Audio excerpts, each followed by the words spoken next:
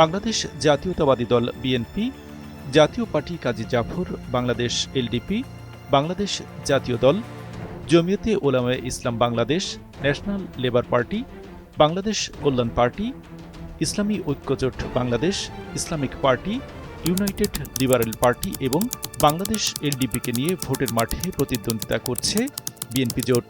তবে একাই ২৯১টি আসনে প্রতিদ্বন্দ্বিতা করছে বিএনপি। বাকি ৮টি আসনে প্রতিদ্বন্দ্বিতা করছে জোটের বাকি মিত্ররা।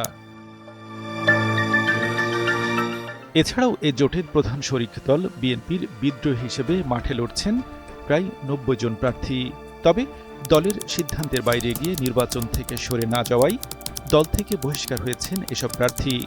আর ঋণখেলাপি হওয়ায় কুমিল্লা ৪ আসনে বিএনপি প্রার্থী মঞ্জুরুল আহসান মুন্সির মনোনয়ন বাতিল করেছে নির্বাচন কমিশন।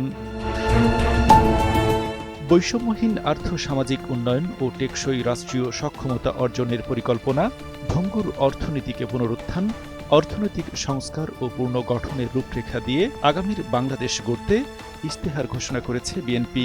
এছাড়া ক্ষমতায় গেলে প্রধানমন্ত্রীর মেয়াদ ১০ বছর করার কথাও বলা হয়েছে তাদের ইশতেহারে। বিএনপি ছাড়াও নির্বাচনী ইশতেহারে দুর্নীতি ও দুঃশাসনমুক্ত আগামীর বাংলাদেশ বিনির্মাণের ঘোষণা দিয়েছে জোটের বাকি দলগুলো। বুলবুল আহমেদ, বাংলা টিভি, ঢাকা।